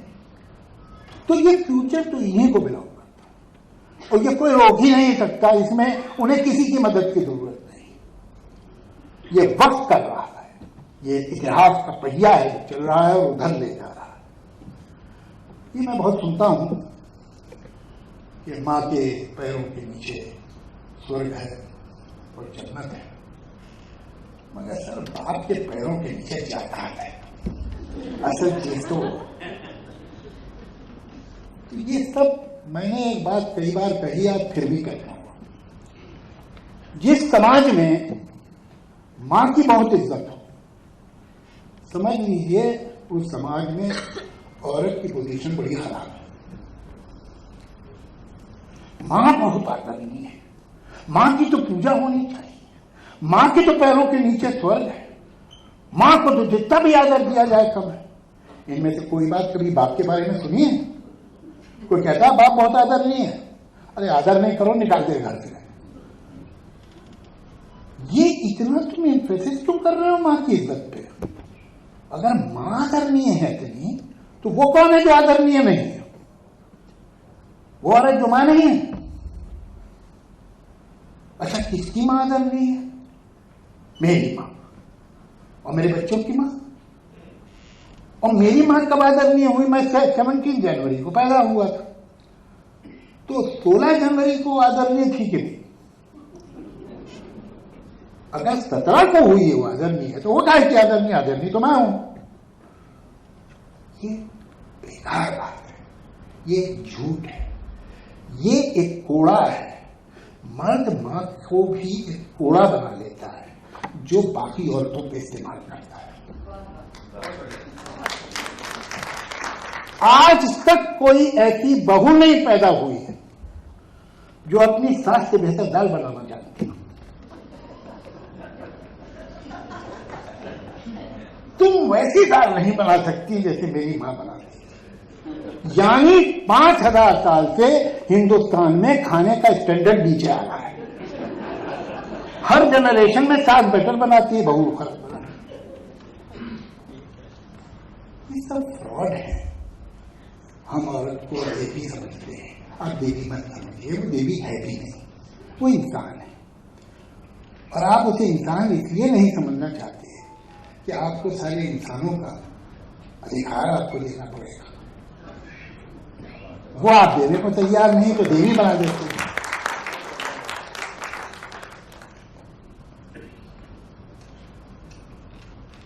मैं आपकी बात सही मानता हूं कि उर्दू में ये किताब जरूर ट्रांसलेट होनी चाहिए और अफगानिस्तान और पाकिस्तान में जानी चाहिए। वो तो आप भी भिजवा सकते, आपके उन लोगों से अच्छे रिलेशन। लेकिन वो कौन सी भाषा है जिसमें आपका ख्याल है कि किताब का तर्जुमा नहीं होना चाहिए? कोई ऐसी है? कोई है? तमिल में, तेलुगु में, कन्नड़ में, बंगाली में, गुजराती में होना चाहिए ना।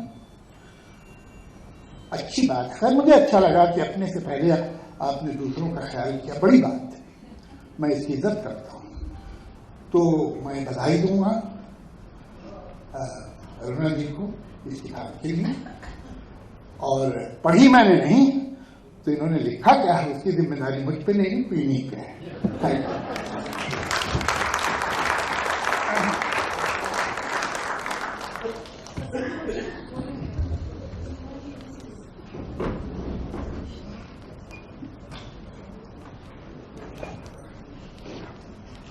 मैं तस्लीमा जी से प्रार्थना करूंगा, क्योंकि उन्होंने भी नहीं पढ़ी है,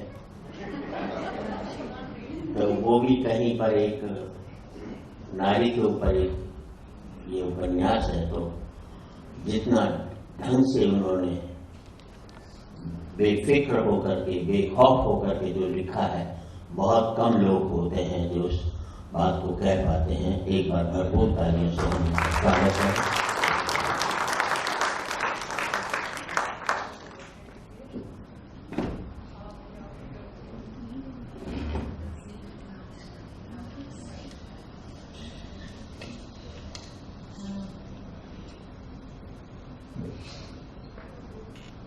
I'm so happy to see Davide here.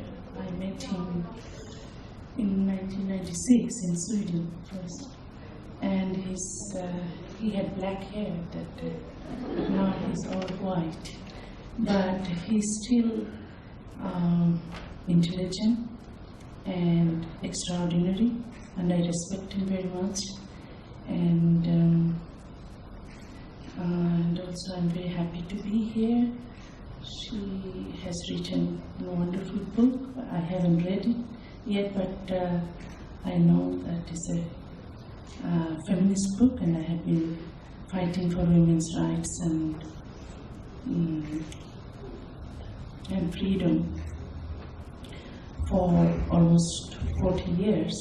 So now I will not talk about this book because I haven't read, but I support everything what she wrote. I will read a poem of mine. The name of my poem is You Go Girl.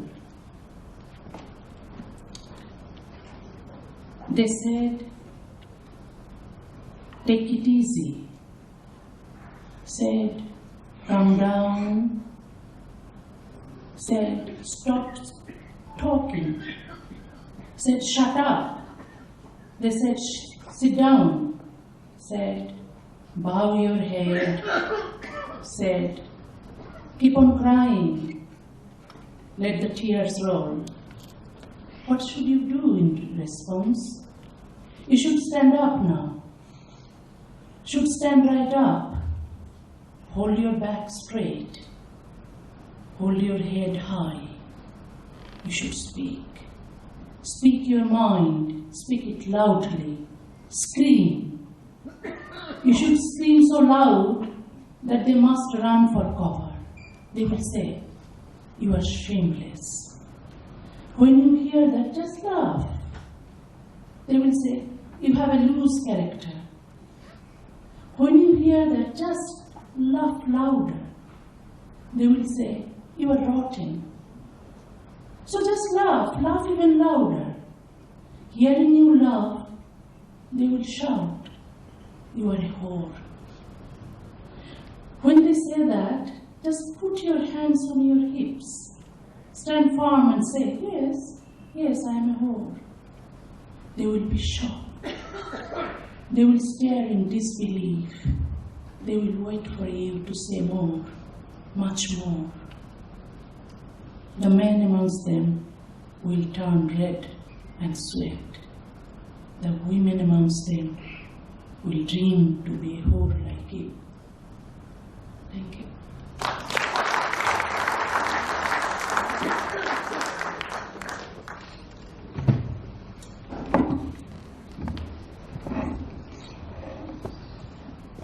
आपने सबको सुना, लेकिन मेरा मानना है कि कहीं ना कहीं एक अच्छा स्टैंड उर्मिला ले लेती तो आज ये स्थिति पैदा नहीं होती। अगर मैं उर्मिला होता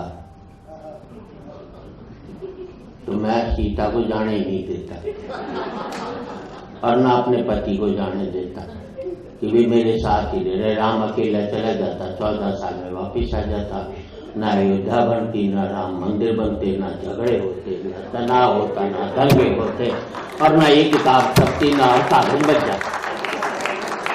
एक गलत डिसीजन में इतने काम करवा दिए तो हाँ, न सब हम इकट्ठे होते क्यों, जरूरत ही नहीं होनी होती, पर एक गलत डिसीजन हो जाता तो सारी चीजें हो जाती। और आज की तारीख में तो पुलिस में रिपोर्ट करवा देती, महिला प्रताड़ना के ऊपर केस कर देते सीधे कि काय को ले जा रहे हैं। बहुत आज तारीख बहुत बेहतर है। आज की तारीख में कोई उर्मिला को छोड़कर नहीं जा सकता, कोई बिगड़ सीता को लेकर के नहीं जा सकता था। सारे केस हमारे साथ होते, महिलाओं के साथ होते, महिलाओं के ऊपर अत्याचार हो रहे हैं, ये मैं मानता हूँ, पुरुषों पर भी हो रहे हैं, ये मैं मानता हूँ सिर्फ। और अभी तो संसद में कानून बना रखा है कि 50% महिलाओं को, 30% का हुआ है नहीं लागू कर रहे, 30%, 50% महिलाओं को पावर मिलनी चाहिए, पर ये पावर 50% पुरुषों को घर में भी मिलनी चाहिए। अभी तो 100% उनकी पावर चल रही है, कम से कम 50% हमारी पावर हमारे घर में वापस है। जावेद भाई इसका स्वागत करेंगे। बहुत बहुत धन्यवाद। और मैं गुप्ता जी से प्रार्थना करूंगा, रोटरी क्लब के प्रेसिडेंट, आप सबका आभार व्यक्त करें जो आपने अपना कीमती समय, जो कि नहीं था कीमती, उसको दिया हमें। जोरदार तालियों से स्वागत करें।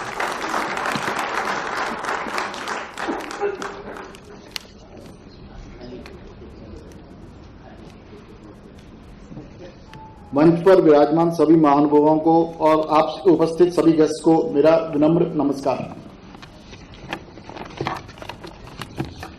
अजीब चीज है ये वक्त जिसे कहते हैं कि आने पाता नहीं और बीत जाता है। आज आप अपना कीमती वक्त निकाल कर आए इस खास शाम के लिए, तो मैं आप सबका बहुत बहुत शुक्रिया अदा करता हूं। अरुणा जी की तरफ से आप सबका शुक्रिया अदा करता हूं। रोटरी क्लब दिल्ली राजधानी की तरफ से आप सभी का शुक्रिया अदा करता हूं। ऐसे में एक शेर याद आता है, वो यूं के अच्छा है दिल के पास रहे पासबाने अक्ल, अच्छा है दिल के पास रहे पासबाने अक्ल, कभी कभी इसे तन्हा भी छोड़िए। बिल्कुल, आज की यह महफिल, यह शाम बहुत खास थी, क्योंकि यह खास विषय पर लिखी खास किताब के बारे में थी। इससे पहले इसके बारे बहुत कम लोगों को ने सोचा है।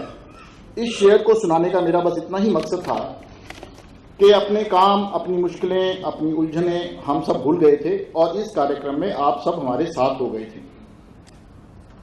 और इसी के साथ हमारे इस कार्यक्रम की जीनत, जी हाँ, अरुणा मुकीम जी जिनका आज कार्यक्रम है, उन्हीं का जिक्र मैं कर रहा हूं।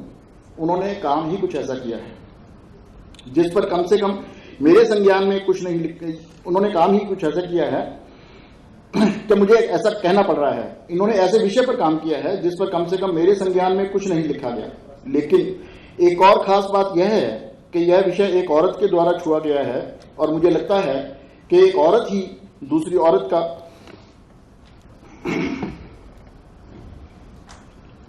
दर्द समझ सकती है। इसलिए शायद सृष्टि ने, विधाता ने किसी और को इस विषय पर कलम रखने का मौका ही नहीं दिया। जावेद जी को सुनना अपने आप में एक ऑनर है। थैंक्स जावेद जी। वैदिक जी ज्ञान के भंडार हैं। उनके जितना ज्ञान एक ही इंसान को मिलना लगभग असंभव है। Thank you. सुरेंद्र शर्मा जी से हमेशा हास्य सुनते आए हैं। आज इस गंभीर विषय पर उनसे सुनना किसी आश्चर्य से कम नहीं था। किसी कामयाब आदमी के पीछे किसी औरत का हाथ होता है, ये तो हमने सुना था।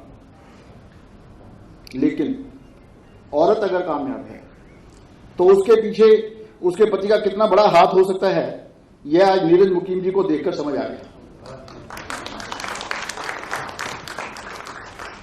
डॉक्टर सीता सागर जी देश की एक सुविख्यात कवित्री हैं। उन्होंने इस किताब के महत्वपूर्ण अंशों को आपके सामने प्रभावपूर्ण ढंग से प्रस्तुत किया, उसके लिए उनका विशेष आभार। जनार्दन द्विवेदी जी राजनीति में रहते हुए भी कभी भी विवादास्पद नहीं रहे और एक स्वच्छ राजनीतिक जीवन जिया। वो आज हमारे यहां आए, उनका आभार व्यक्त करता हूं। हमारे रोटरी डिस्ट्रिक्ट 3011 के डिस्ट्रिक्ट गवर्नर सुरेश भसीन जी भी यहां आए थे अपनी पत्नी के साथ, लेकिन उनको शायद जाना पड़ गया कोई काम के लिए, तो उनका भी आने के लिए उनका भी धन्यवाद व्यक्त करता हूं। तस्लीमा नसरीन जी के बारे में सिर्फ सुना था अब तक, आज रूबरू उनसे मुखातिब हुए, हमारा सौभाग्य। लवलीन जी जैसा खूबसूरत और प्यार भरा आपका नाम है, आपने बोला भी उतना ही खूबसूरत। बहुत बहुत धन्यवाद। कार्यक्रम समापन की ओर है और इन दो लाइनों से मैं अपनी बात खत्म करता हूं। सूना उदास सुर बिना जीवन कभी ना हो, ऐसे महोत्सवों का समापन कभी ना हो। Thank you for being with us and join us for high tea outside the auditorium. Thank you everybody. Thank you.